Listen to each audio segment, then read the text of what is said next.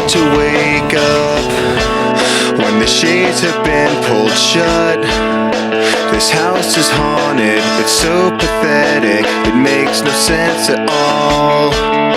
I'm ripe with things to say, the words rot and fall away.